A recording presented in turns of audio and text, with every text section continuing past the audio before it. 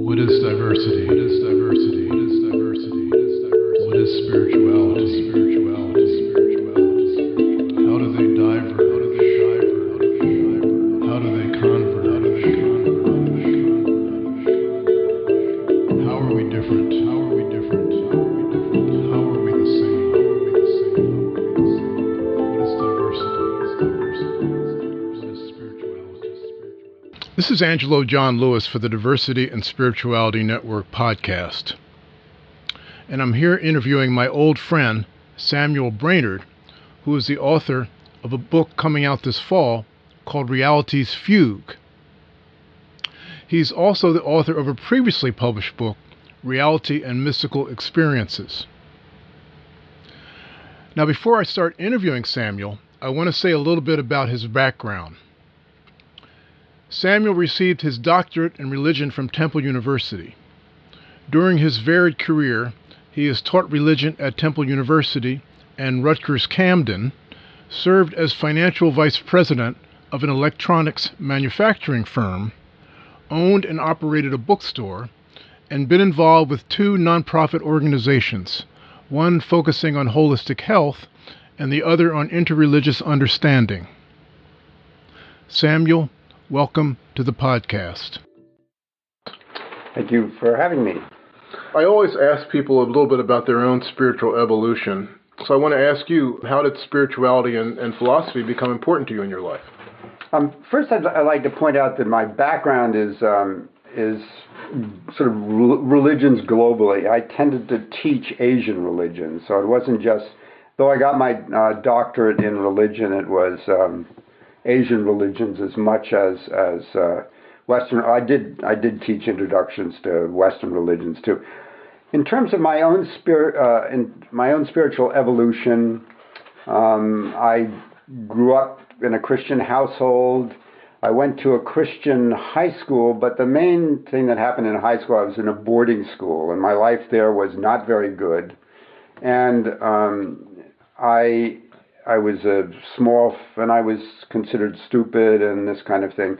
And that was pretty much in the first year that I was there, and I didn't know what to do about that.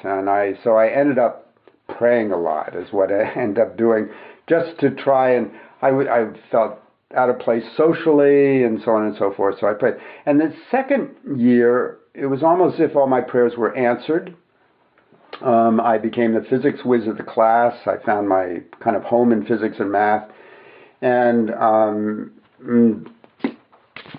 then I started sort of fighting back verbally and that kind of thing. Then when I went on to college, I was still in physics and math, but but physics and math didn't provide any room for God in terms of my worldview, my own evolving worldview. And so, though I was still somewhat, let me backtrack just one.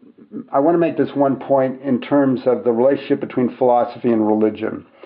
Religion to me is philosophy in practice. So I've always been, from those early years, particularly in college, as I was trying to figure out what the meaning of life was and how I was to make sense out of this life that I had, I thought of religions as the way that philosophy was put into practice. So anyway, here I was at college.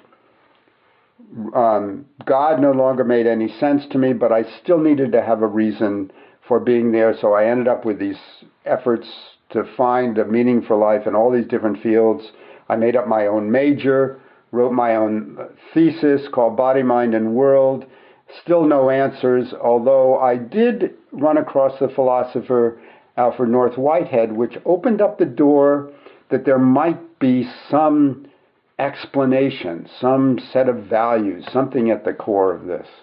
Then after college, I was in Los Angeles, and my years in Los Angeles were, again, a question of seeking various answers. It was a quest for meaning.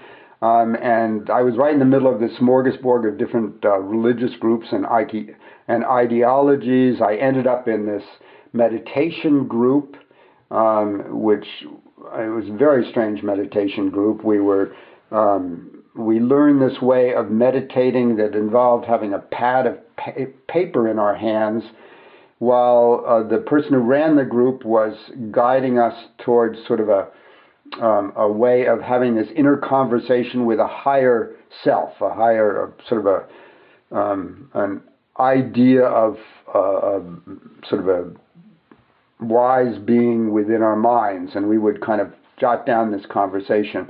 And so I was involved in this meditation group. That was very important to me. And from there, I ended up looking around for other sorts of things, and I got involved in a hatha yoga class that was occurring in a Sai Baba center. And Sai Baba was interesting in that he was teaching a version of Hinduism that acknowledges all the different religions of the world. I was doing exercises in this room up on the molding were all these saints and sages of all the different religions of the world, and I never ever thought of religions as having that sort of possibility, whereby you could have one religion that would embrace all these different points of view. And the other thing that was really important to me about Hinduism is the idea that God might be the substance of this universe that we lived in. Now, that was Spinoza's idea, but I didn't know anything about Spinoza at that time, at least not much. But I was learning about Hinduism, and that was very important to me. A lot of your work, Sandy, concerns both the underlying oneness of religions and the distinctions between them. So what happened in your life to make this a passion for you, something that you wanted to understand? Well, this traces back to my background in physics and math and philosophy. A physical law is something that holds everywhere in space, everywhere in time. You know, we expect our atoms to behave here in the Andromeda galaxy the same way they behave here on Earth. These rules cover everything in the universe, all time, all space, and that sort of thing. Philosophy also has its roots in this idea of this universe being one thing. That in itself is sort of interesting in terms of polytheism. I mean, you look around us, and what makes us think that this universe is one thing? We all take it for granted now, but what makes us think that the universe is one thing when there are all these different things in it? People behave as people, cows behave as cows, and wheat grows as wheat grows. A polytheistic explanation seems, in a way, much more sensible, because you have each thing, the commonalities between each thing explained by the forces that relate to that. Fire behaves as fire behaves. For example, the Hindu word for fire is Agni, and Agni is a word that means both a particular instance of fire. That's Agni, if you have a flame going over here. It also is the name of the deity. In other words, the deity is the universal fire that is instantiated in this particular fire here. And so it sort of makes sense that you have a universe of all these different things. Then along about 585 BCE or something like that, you have Thales predicting an eclipse. It usually is the date of the beginning of philosophy. And the universe is now looked at as one thing, not a whole. It's the feudal heavens of the polytheistic world were overthrown by commonalities among all of them. And now it's commonplace. We think of mass and energy and all these physics.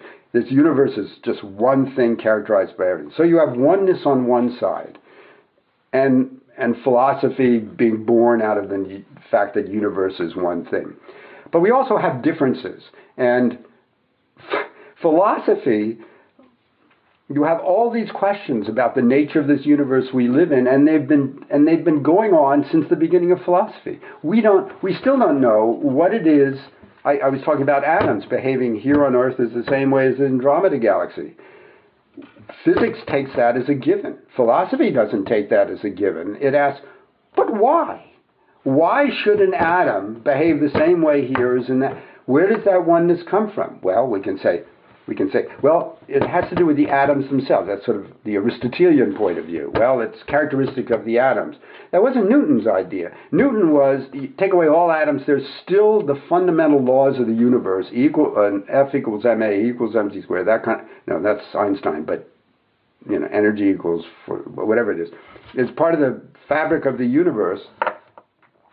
And Newton said they were there regardless of whether there was atoms or anything there. And that's sort of more a Platonic version of it. And today we would add to that, well, it's our minds. We are trying to make sense out of this stuff, whatever it is out of it, and our minds are imposing universals here. So we have all these different views out of this, and how am I to make sense of it? So we end up with diversity. We have all these different views of reality. So, and my life has been sort of a growing awareness is kind of, as we talked about before, of diversity being literally built into life.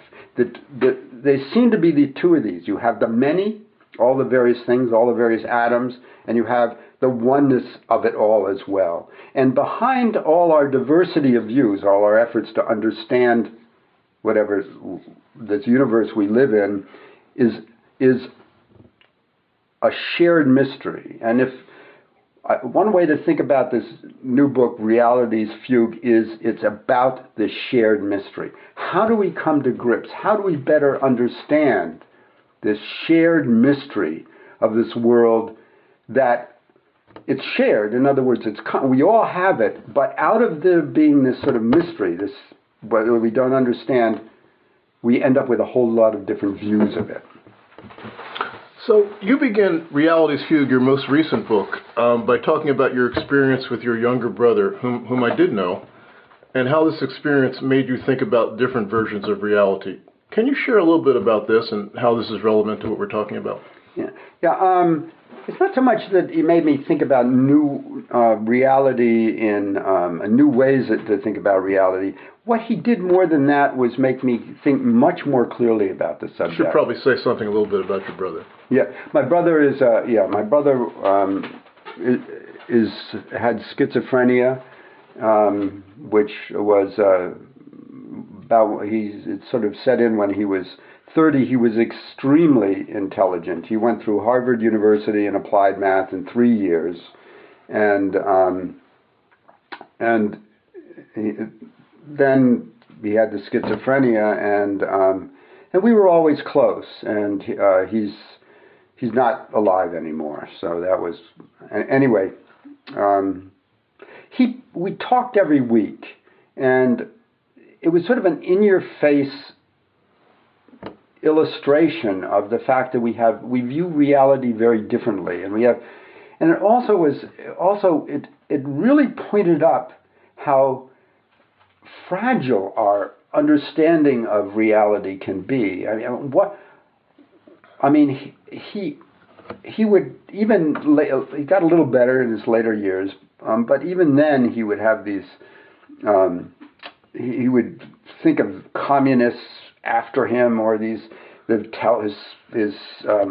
telephones were being tapped, and he'd have these kind of episodes like this, and it's not just it's not like, well, I have these and I know they're just me. It's like this is the way the universe was for him. It had these conspiracies to it, and so.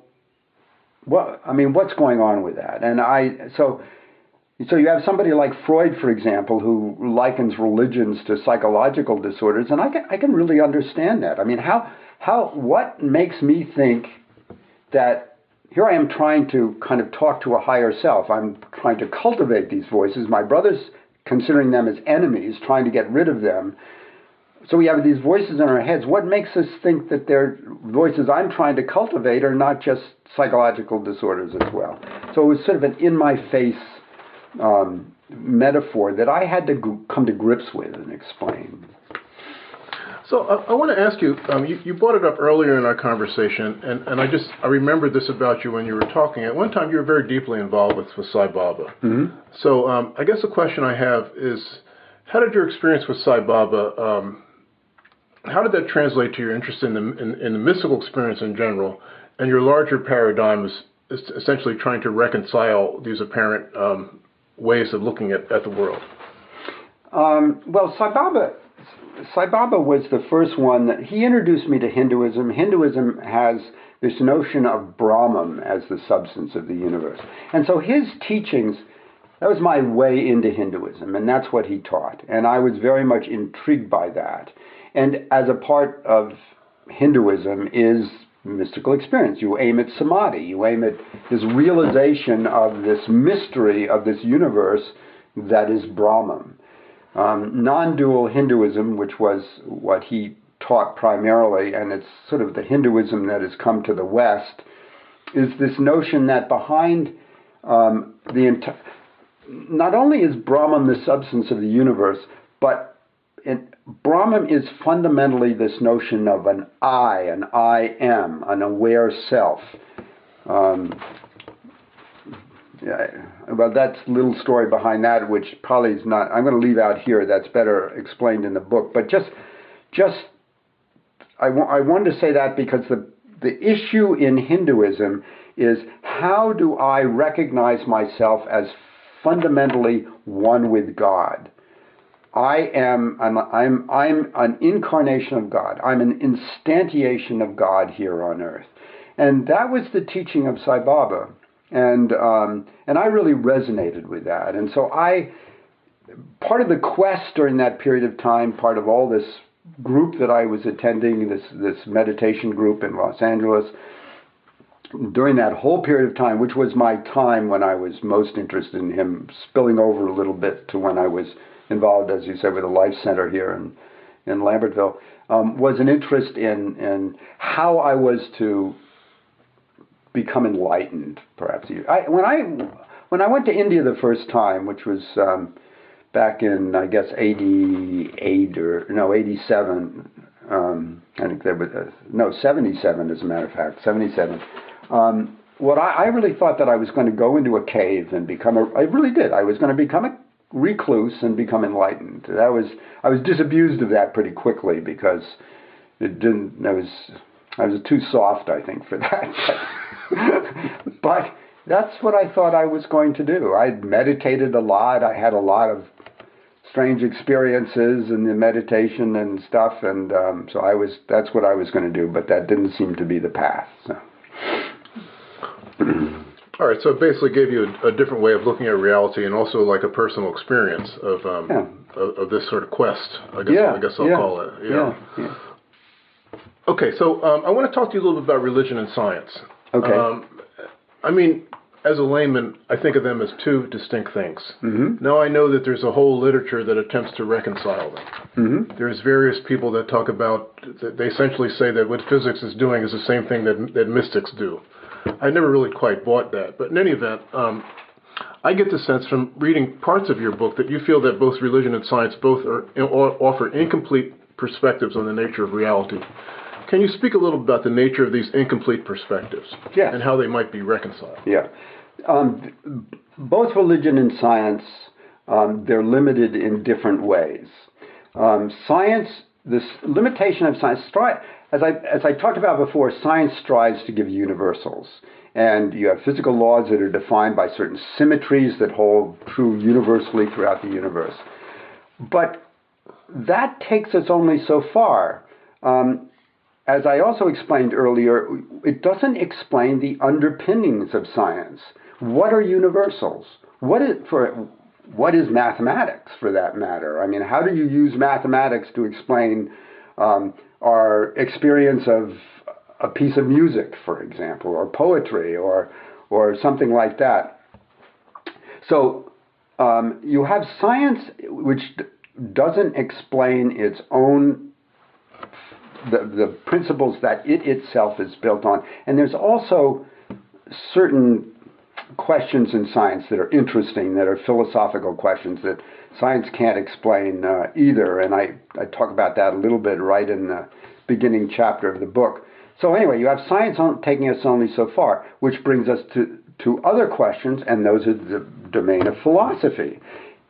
Again, religions are philosophy and practice.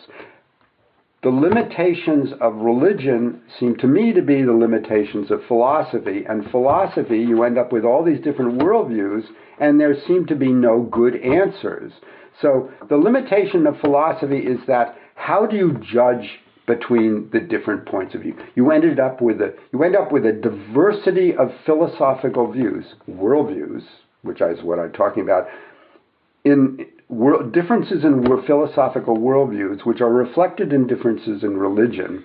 And so that is sort of how, that is sort of characterized the limitations of philosophy, which are in that way different than the limitations of science. So I'm going to stop you and ask you my second question, which is sort of embedded in my first one. So, okay, there's all these differences in terms of perspectives. Mm-hmm. In philosophy, in religion, in science. You can even say there's differences in science.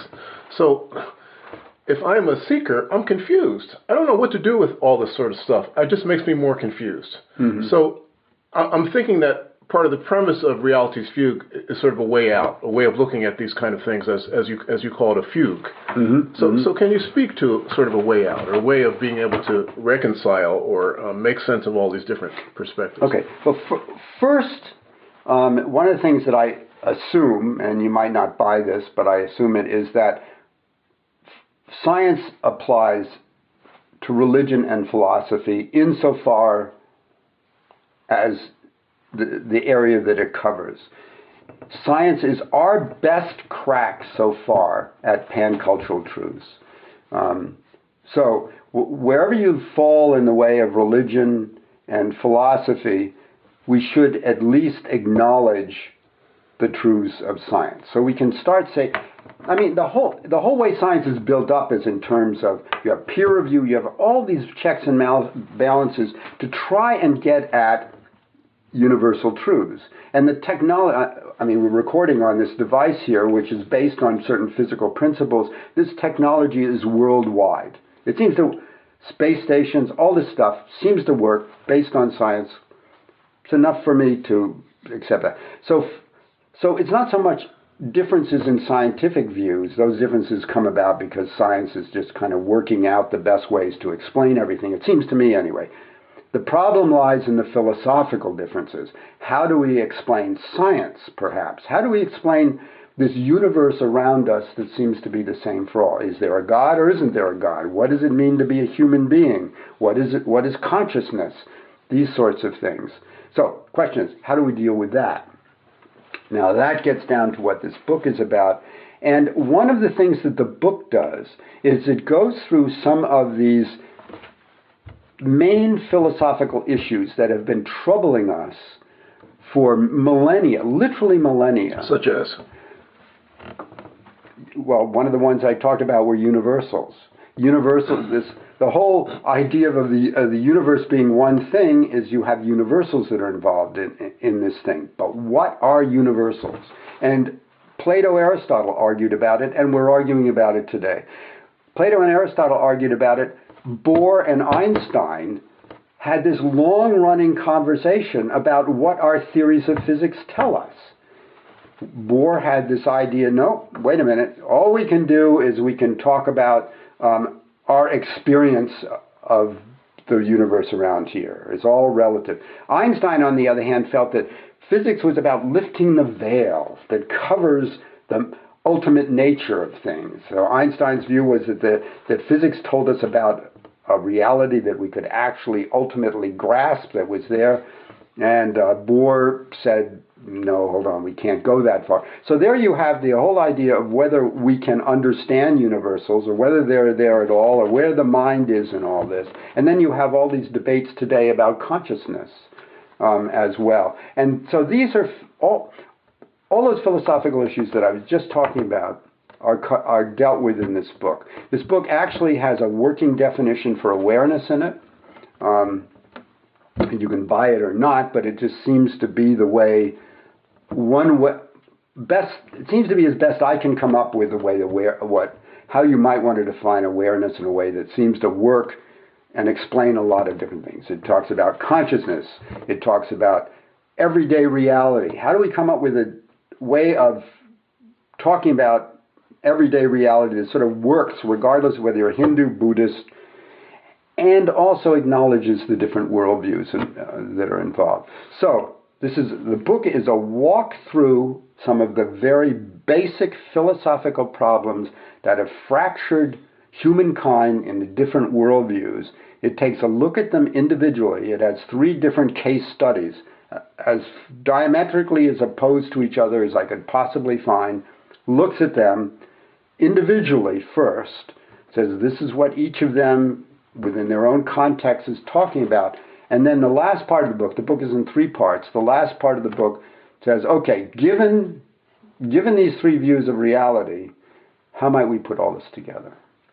And it just gives one view. But the point is if I've proposed this way of putting it all together, it may not work for you, but it may give you a start. At least it gives you a place to begin in putting it all together. So let me just make an assumption that someone listening to this may not read the book, but yet they're sincere seekers. They've been reading books about Buddhism. They've been reading about Christianity. Maybe they've even been reading about enlightened atheism, shall we say. What clues can you give them from your understanding that might help them bring it all together?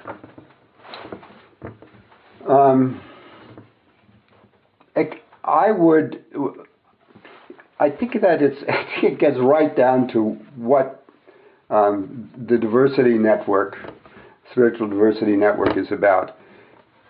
Acknowledge the differences, acknowledge a mysterious oneness behind the differences, struggle to get those 2 together. In other words, think of religions as people. A whole lot of people sharing the same point of view, but they're like people. Imagine them in dialogue with each other, attempting to discover what it is. I mean, Angelo, you and I are different people, but we can come together in this conversation. It doesn't mean that I'm going to become you, you're going to become me, my point of view is going to become your point.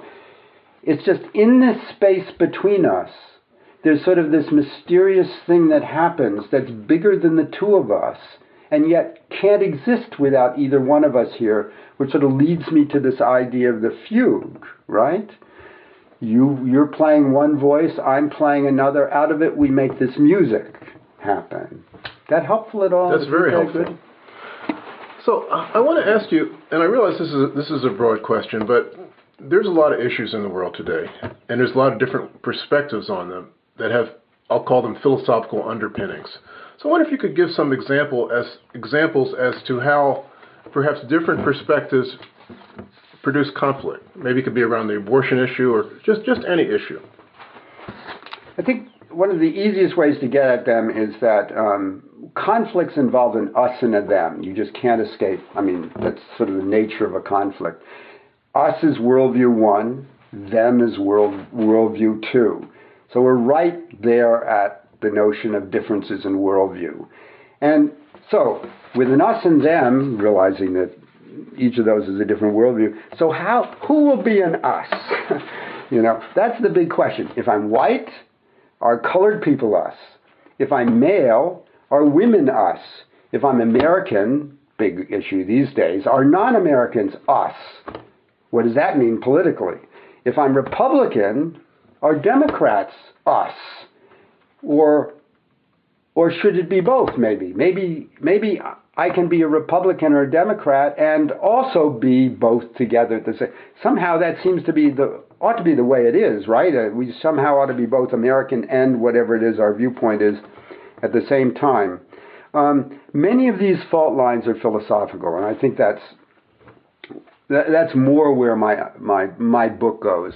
And they're historical, as I mentioned, if religions or philosophies in practice, then these fault lines are reflected in different religious views. You have people who believe in God versus people who do not believe in God, the heathens or whatever.